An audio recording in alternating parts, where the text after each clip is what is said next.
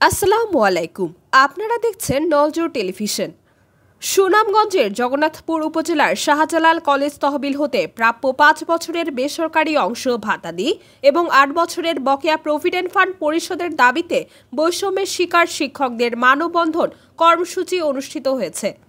জগন্নাথপুর থেকে আমাদের staff reporter বিপ্লব দেবনাথ জানান, গত সোমবার 9 সেপ্টেম্বর দুপুর 12:30টায় শাহজালাল কলেজ সম্মুখ সড়কে শাহজালাল মহাবিদ্যালয়ের শিক্ষকবৃন্দের আয়োজনে মানববন্ধন কর্মসূচি পালিত হয়।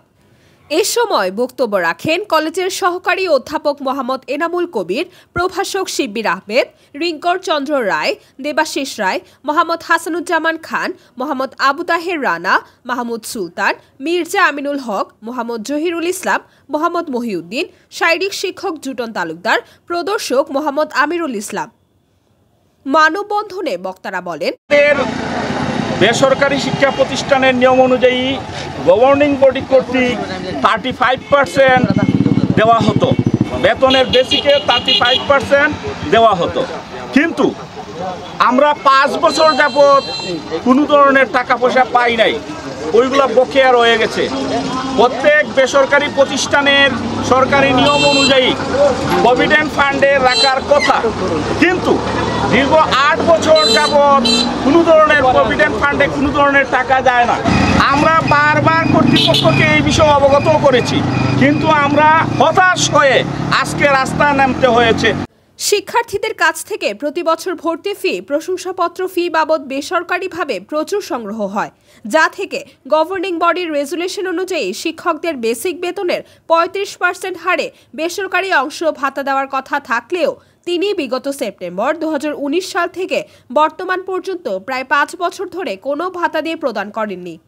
বৈষম্যের শিকার শিক্ষক বলেন, আমরা এই বঞ্চনা থেকে যাতে দ্রুতই এখান থেকে আমাদের যে পাওনা আছে সেটা পরিশোধ করা হবে, যথাযথ কর্তৃপক্ষের কাছে সেই আহ্বান, সেই বিনীত অনুরোধ রাখছি। আমরা অনেকবার সম্মানিত কর্তৃপক্ষের সাথে যোগাযোগ করলেও তারা আমাদের কোনো সুষ্ঠু সমাধান দিতে পারেনি।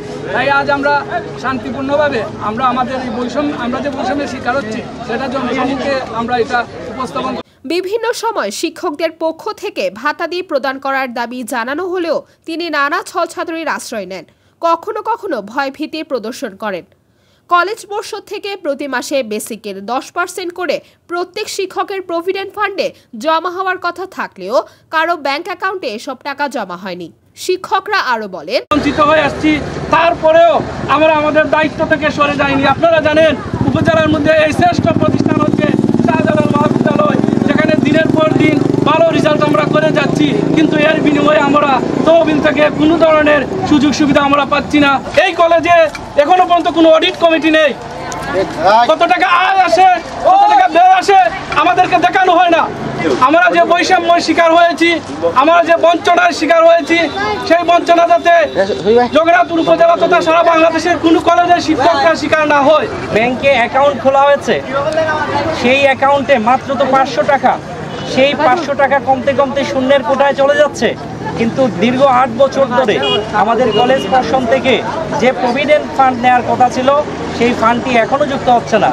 আমি অত্যন্ত দুঃখের সাথে বিষয়টি বলতে হচ্ছে।